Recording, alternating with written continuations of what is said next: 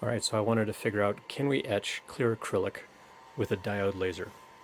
So this is the ATEZR P5, and I wanted to figure out whether I could etch on clear acrylic. Now this has a plastic coating on both sides, so what do we need to do about that? Well, diodes will shine directly through completely clear acrylic. So one trick that I've heard on YouTube is put some sort of matte paint of some sort. So I painted these with black. I'm not too worried about the bumps on there. But I needed to figure out where on my grid I could put them.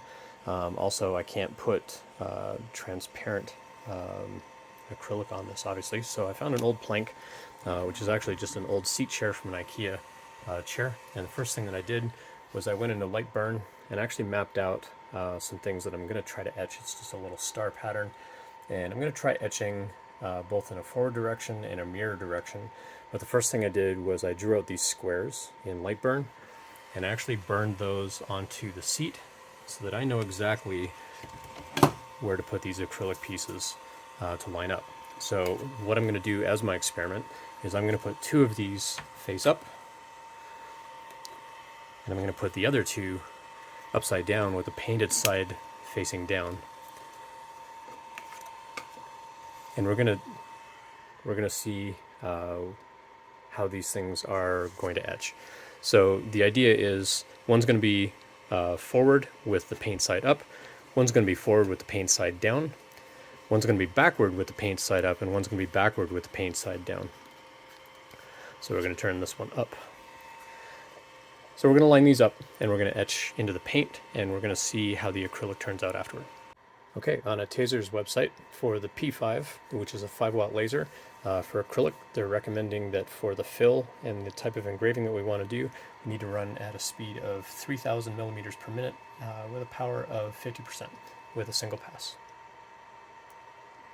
So the way I set this up in LightBurn is basically I drew out the 90 millimeter by 50 millimeter size of each of the acrylic business cards, and what I did is I assigned each of these boxes one of these color codes down here. In this case, I made the outline of the box the number 2, the red.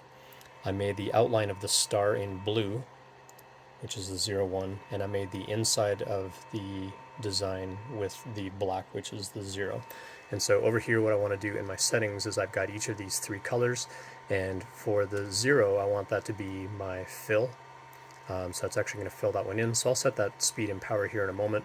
The blue one is going to be the line, which is going to be the outline of the star, and I'm going to set that one here in a moment. And then for the engraving, I don't actually need to engrave the square, and so I've shut that off on the output, but that's basically if you wanted to actually do like some cutting or so on.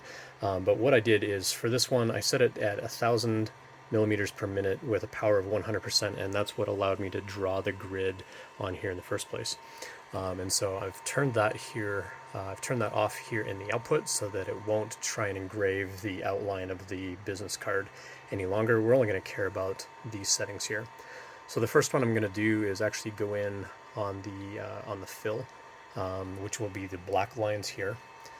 And so I'm going to go in here and I'm going to set that. So we need to set this to a speed of 3,000, and we need to set this with a power of 50 and a single pass down here. So I've got that set. I'm going to say OK. Now for the line, I'm probably just going to use the same settings, to be honest, because we just want to draw the line. We effectively want to etch that line onto here. We're not actually trying to cut out the star. I just want to etch the shape of the star. So I'm going to set the same 3,000 millimeters per second at a 50% power with a single pass. Say OK on that one. So again, I set the black one to be fill and the blue one to be a line. I had set the red one to be a line just to, again, to trace out the line of the business card, so I knew exactly how to line these up on that piece of wood underneath. And now we're all set, and we can go ahead and we can start the engraving. One thing that you want to check before you actually start engraving is you want to hit Alt-P in LightBurn, and that'll actually show you a preview of what it's about to do, so we can see again that it's actually going to draw the outline of the star and then fill in the stars and the stripes here. And it'll also give you an estimated amount of time. In this case, it's going to take about 32 minutes to do this etch. Okay, so I got the protective coating off of the opposite side, and we can see 2 of them have the paint side up, 2 of them have the paint side down. That's what's making these ones shiny. And again, we're going to have one in a forward direction, one here in a reverse direction. We're going to go ahead and etch this and see what kind of result we get. Okay, we've started the engraving, and I've also started recording on this webcam as well, so we'll get a slightly different view. We'll check back in a couple of minutes. This is going to take a little while to run, so we'll check back in a few minutes and see what we actually get as a result here.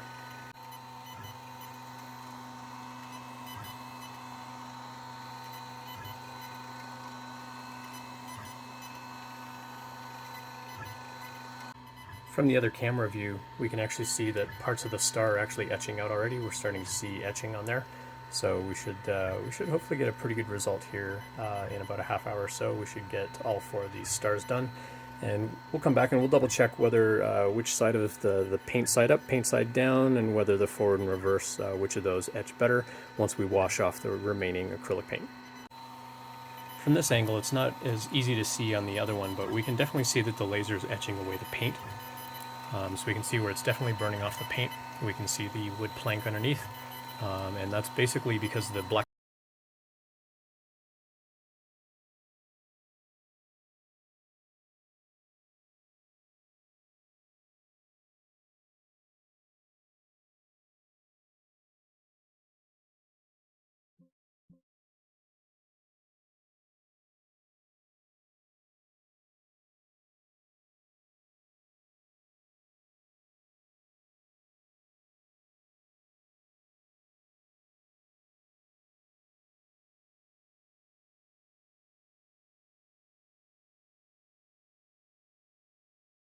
All right, the engraving finished. So let's take a look at what we got.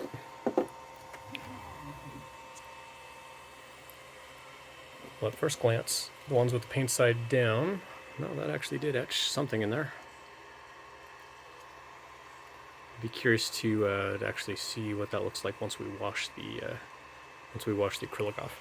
It definitely burned the paint down into the wood, so that's an interesting sort of side effect. Didn't do anything on the ones where the paint was side up, but paint side down, we now have some colorful patterns in the wood underneath. So we'll take a look at these. I'm going to wash these off separately, and we'll evaluate these and see what they look like. Okay, so as a reminder, this is what we were going for. We had 2 of these stars printed in a forward-facing manner, as well as a reverse mirror image, and the 2 along the top here had the paint face down, which is what left our marks on our board, and the bottom 2 here were paint side up. And this is the result that we got. So this is the same orientation that we see here on the screen, and basically this was paint side up in a forward motion. I guess the orientation of it was technically that way. This one was paint side up with the reverse. This was paint side down and forward. This was paint side down in the reverse. So these are the ones, interestingly enough, these left the impression over here on the seat, but it actually etched the paint into the plastic. So I gave each one about a 30-second scrub with a soft kitchen abrasive pad. Nothing too abrasive though, because I didn't want to scratch the acrylic. So the acrylic is still pretty clear, not a lot of scratching on the acrylic itself. But when we look at the results, what was really interesting is the one in the forward orientation, where the stars are up in the upper left, with the paint side up, it actually etched a little bit of the paint into the plastic. And yet the one where we had the paint side down, it didn't really etch the paint into the plastic, but instead gave us kind of that ghosted, frosted look to the acrylic that you would typically expect from etching. It's a little hard to show up on the camera, but it is actually a nice sort of frosting sort of color to the acrylic that you can kind of see here. So that one actually turned out the best with the paint side down with the image mirrored. So again, when we look at the ones where these were paint side down, this was in the forward orientation, this was in the mirror orientation, both of them, it actually etched the paint directly into the plastic. Now the interesting thing is I actually used acrylic paint on acrylic plastic, so I did expect some amount of bonding.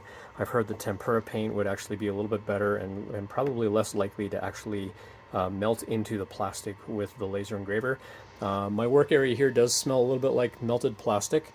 But nothing too bad. The fumes are definitely not as strong as etching wood, but definitely need a fume extractor if you can do this on a regular basis. So I thought that was pretty interesting overall. That paint side down, it actually left paint behind, but also melted the paint directly into the acrylic. The one that was actually paint side up, again, I scrubbed all of these the same amount of time. This one, some of the paint actually remained, and the one where the paint was side down with the image in reverse, we actually get more of that frosted sort of look to the acrylic. Now that was at 3000 speed at 50% power. So if I were to do this where maybe we want that frosting to show up a little bit stronger, I might actually increase the power or decrease the speed and see if we can get a stronger frosting on that. In LightBurn, I would probably do the typical grid calibration as well to really determine on a painted piece of plastic like which settings would be best. But I thought that was an interesting experiment overall. Cheers.